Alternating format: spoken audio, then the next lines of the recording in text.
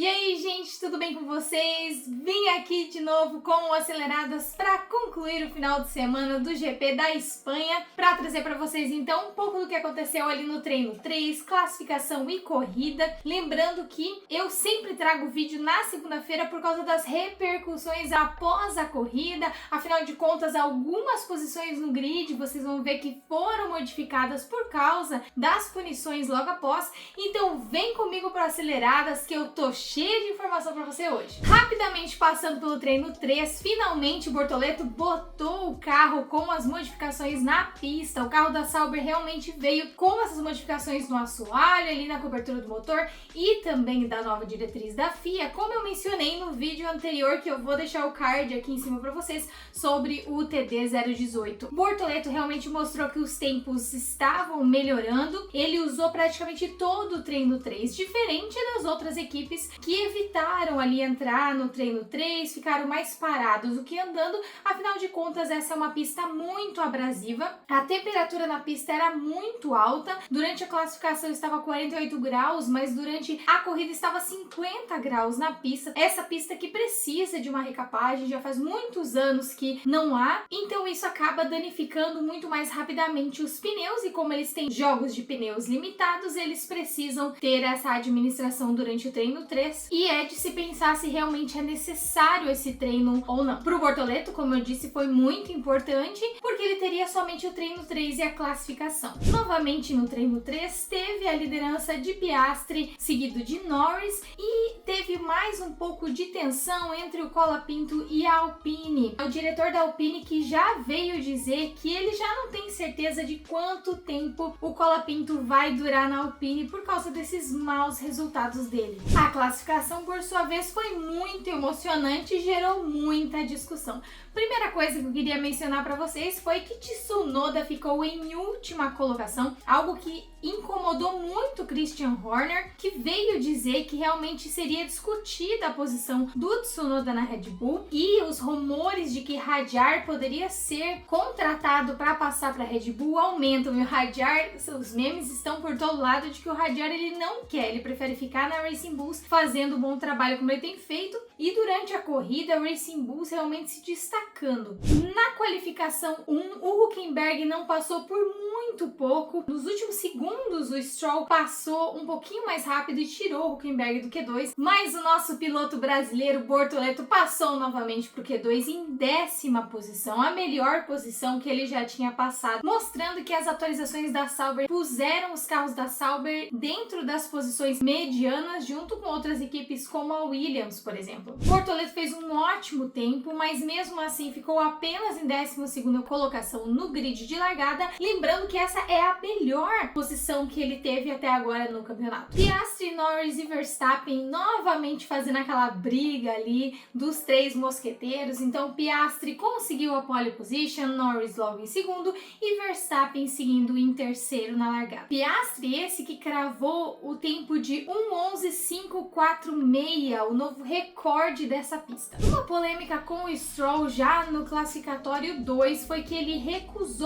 negou a pesagem do carro dele, que é escolhida aleatoriamente ali na entrada dos boxes. Ele ignorou e poderia ser punido com posições na largada, porém ele nem correu. Ele ficou fora da corrida, participou da classificação, conseguiu até uma classificação ok, porém voltando aos boxes, segundo a BBC, ele ficou muito nervoso por saber que o Alonso estava 0.5 mais rápido que ele, quebrou tudo, brigou com todo mundo, e é a segunda vez que isso acontece. A primeira vez já foi reportada à FIA, que conversou com ele e repreendeu para que não acontecesse novamente, e durante essa discussão que a BBC trouxe, ele teria então lesionado a mão dele um pouco mais. Essa lesão vem desde 2023, ele estava andando de bike e acabou caindo e lesionou a mão, passou por já algumas cirurgias, mas lesionou novamente e vai passar por mais uma cirurgia. Então ele fica fora do GP do Canadá, abrindo espaço para outro brasileiro, o piloto reserva Drugovich. Só que o Drugovich, ele tá ali numa sinuca de bico, porque ele estava para participar das 24 horas Le Mans da Cadillac no mesmo final de semana. Porém, ele mesmo disse em entrevista que a prioridade dele é a Fórmula 1 então se a Aston Martin decidir que ele vai substituir o Stroll, ele assim o fará. Mas desejou uma breve recuperação para o Stroll, mas a gente que é brasileiro, obviamente, gostaria que ele tivesse mais oportunidades como essa de se mostrar dentro da Aston Martin. Outra atenção além dessa do Stroll é que o Christian Horner desmentiu os rumores de que ele estaria sendo cotado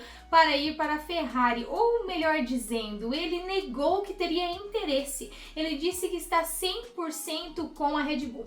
Ele disse em entrevista o seguinte: obviamente é sempre lisonjeiro ser associado a outras equipes, mas meu compromisso é 100% com a Red Bull. Sempre foi e certamente será a longo prazo. Sempre existe um monte de especulações, como acontece nesse ramo, sobre pessoas que vêm para cá, vão para lá, o que for. Mas acho que as pessoas da equipe sabem exatamente qual é a real situação. E o meu italiano é pior do que o inglês do Flávio Briatore. Então, como isso poderia funcionar? Vamos saber o que o piloto mais campeão do grid hoje tem a dizer sobre essa modificação do TD 018? Pois o Hamilton disse em entrevista o seguinte: eu não sei por que isso foi introduzido. As asas flexíveis trouxeram benefícios quando surgiram. Algumas equipes se adaptaram rápido, outras demoraram mais. Quando conseguimos implementar isso na Mercedes, era algo positivo e deixou o carro muito mais agradável de pilotar. Por isso, acredito que estamos regredindo. Além do Hamilton dizer numa outra entrevista o seguinte: um completo desperdício de dinheiro. Não mudou nada, as asas ainda estão flexionando, só que muito menos que antes. Todo mundo teve que fazer asas novas e gastar mais dinheiro. Ou seja, Hamilton não gostou do TD 018, acha que não adiantou nada, e o que todo mundo esperava é que chegasse na hora da corrida e as McLaren não fossem mais atropelar todo mundo, mas não foi o que aconteceu. Já na largada, o Norris e o Verstappen disputaram posição, o Verstappen conseguiu a segunda posição, mas não conseguiu segurar a McLaren em mais do que 13 voltas. Norris passou à frente e mantiveram suas posições até o final da corrida. A superioridade da McLaren está muito chata. Eu diria assim, se você é torcedor da McLaren, ama o Piastri, ama o Norris, você tá felizão, você não quer nem ouvir o que eu tenho para te dizer. Mas se você se permitir olhar por outra perspectiva, você vai ver que talvez isso torne um pouco chato o campeonato, já sabendo que a única briga possível vai ser entre o Piastri e o Norris. Durante a corrida, a gente viu que o Verstappen teve uma estratégia inicial excelente e a gente até acreditou que talvez ele pudesse roubar uma posição do Norris. Mas a partir da ultrapassagem do Norris e a gente verificar como as coisas estavam seguindo, a gente percebeu o quê? A estratégia do Verstappen era para parar a Ferrari, era para parar os carros atrás dele, ou seja, ele queria garantir a terceira posição. Por isso mesmo, ele não brigou para segurar o Norris, para não ficar gastando pneu, porque a estratégia dele era de 3 paradas. Red Bull mostrando como se faz uma estratégia de 3 paradas, porque a Sauber claramente não sabe fazer isso pelo Bortoleto, não é mesmo? Mas pertinho do final, o Kimi Antonelli teve na volta 60, teve problemas com o motor e abandonou a corrida, mas causou uma bandeira amarela.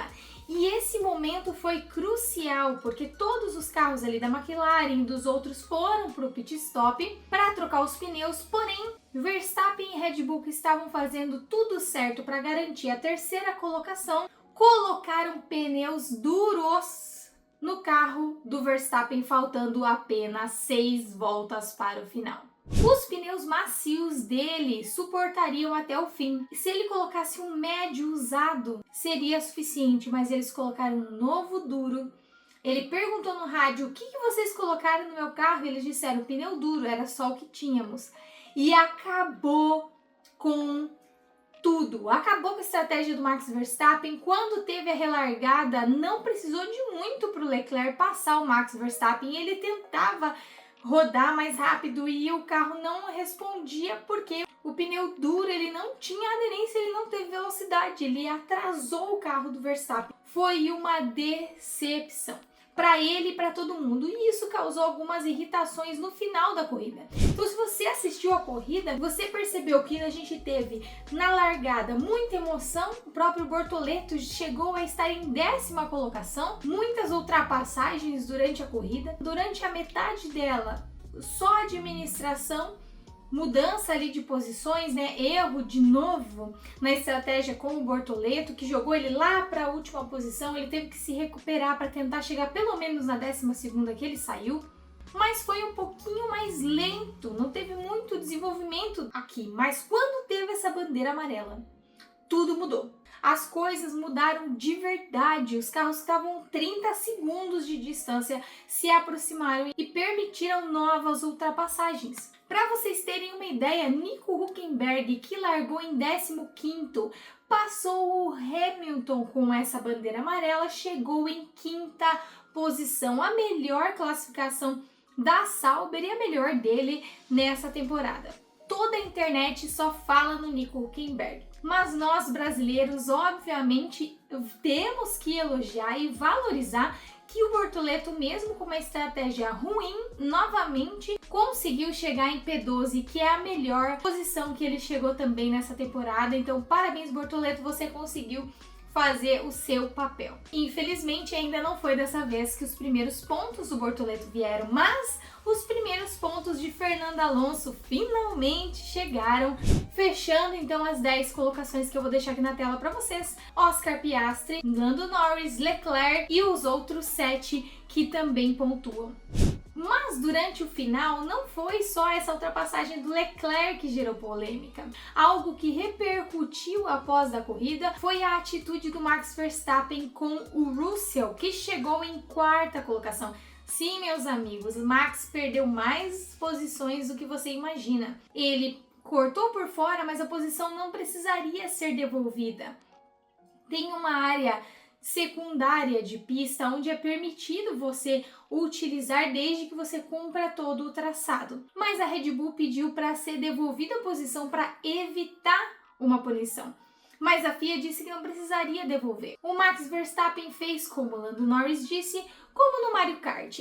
Ele freou, deixou o Russell se aproximar e bateu no carro do Russell propositalmente. Não teve grandes danos, porém o Russell passou. Realmente foi uma direção agressiva do Max Verstappen, ele que estava muito bravo com o que a Red Bull tinha feito e decidiu descontar na pista. Ele não queria ter deixado o Russell passar. Esses dois, eles têm um negócio de amor e ódio muito grande. E não é de hoje. Logo após a corrida também a gente teve outras entrevistas que trouxeram mais tensão ainda. Russell falou o seguinte sobre o Max Verstappen em entrevista logo após, que ele nunca viu isso em uma corrida de Fórmula 1, que é uma pena que o Max é claramente um dos melhores do mundo. É uma pena para todos os jovens que estão se preparando e tentando ser pilotos de Fórmula 1, querendo dizer que o Max não é um exemplo para ninguém. Mas quero lembrar vocês que o Maxinho está sendo bem estilo piloto dos anos 90, gente. Não sei se você lembra, mas eu posso trazer alguns extras se você quiser. Mas o jeitinho que as coisas eram resolvidas pelo Ayrton Senna, pelo Prost ou pelo Michael Schumacher eram bem semelhantes ao que o Max tem falado agora. E para responder esse discurso lindo do Russell, o Max disse somente que na próxima vez ele vai trazer alguns lencinhos. Eu adoro essa tensão entre os dois, porém nessa Max saiu mesmo punido. Vou ter que concordar com a FIA porque realmente ele fez por merecer, podia ter causado um grande acidente. Ele levou 10 segundos de punição, caindo a sua colocação para a 10ª, somando somente um pontinho no campeonato para ele, perdendo os pontos que ele talvez conseguiria se tivesse acabado em 5º, por exemplo. E ainda levou 3 pontos na superlicença dele. Ele então está apenas a um pontinho de ter que ficar fora do GP da Áustria, por exemplo, se ele levar um ponto na carteira dele no próximo GP do Canadá. Então ele precisa baixar os ânimos, porque senão ele vai ficar fora. Para ele ficar mais tranquilo, ele pode voltar a ficar nervosinho só depois do dia 30 de junho, quando 2 pontos da carteira dele vão ter completado aquele 1 ano de stand-by e vão então expirar, e ele vai voltar a ter uma folguinha ali para não perder a superlicença dele. E aí, o que você acha desse acontecido entre o Max Verstappen e o Russell? E você está de cara com a capacidade do Nico Hülkenberg de sair de P15 para P5? Você ficou surpreso? Porque eu fiquei surpresa. Então deixa aqui nos comentários o que você acha. E se você ainda não deixou teu like, por favor me ajude para que esse vídeo vá mais longe. Não esquece de se inscrever se você não é inscrito e ativar o sininho das notificações para receber todos os vídeos que eu produzi aqui no canal, além de encaminhar esse vídeo para conhecidos, para amigos que também gostam de Fórmula 1 e ajudar esse canal a crescer. Diferente da relação de amor e ódio entre Russell, Max Verstappen, Tsunoda e os outros pilotos, uma amizade que é certa é do Nico Hülkenberg com o Bortoleto. O Bortoleto, em entrevista logo após a corrida, disse o seguinte sobre ele, sobre seu parceiro de equipe, que ele, o Nico, fez tudo perfeito e ganhou muitas posições. Foi um trabalho incrível, espero que eu possa ser o próximo a marcar pontos. Diria que hoje consegui me aproximar muito mais dos outros carros e tentar algumas ultrapassagens. Foi um passo na direção certa. Além disso, em entrevista ele falou que possivelmente podem ser feitas mais algumas pequenas atualizações no carro da Sauber para que eles possam se aproximar ainda mais do Q3, então que ainda não jogaram a toalha, eles têm esperança de recuperar, fazer alguns pontos e sair a última colocação no campeonato de construtores desse ano. Nas suas redes sociais, Bortoleto agradeceu a todos que têm torcido por ele e eu acredito com certeza que você não vê a hora do Bortoleto fazer alguns pontinhos nas corridas. Enquanto isso, vamos manter o nosso suporte a ele, vamos manter nossa torcida, porque onde há brasileiros competindo, há brasileiros torcendo com certeza. Votei no piloto do dia antes do Nico Hülkenberg passar pela Ferrari, então, apesar de ter votado no Max Verstappen, retiro aqui publicamente meu voto, porque meu voto do piloto do dia vai para Nico Hülkenberg. Mas o piloto do dia mesmo e do final de semana foi ele, brasileiro Rafael Câmara, na Fórmula 3 pela Ferrari, ganhou a sua quarta corrida no quinto round somente da Fórmula 3. Rafael Câmara, esse que vem se mostrando realmente um menino prodígio pernambucano, meus parabéns por mais essa conquista e nós esperamos que você chegue logo na Fórmula 1 juntamente com o Bortoleto e Drogovic para embelezar ainda mais as nossas pistas e fazer com que a gente tenha internamente no Brasil, quem sabe, uma rivalidade entre qual piloto a gente quer que seja campeão mundial. Não vejo a hora do GP do Canadá para a gente ver como estarão os carros, as competições e essas repercussões. Trago em breve mais um vídeo sobre atualizações e novidades dentro da Fórmula 1. Se tem algum tema que você gostaria que eu abordasse nos vídeos aqui no canal, me deixa saber também. Pode deixar esfriar os motores agora que a gente vai ter uma folguinha até acelerar novamente no Canadá. Um beijo e até a próxima!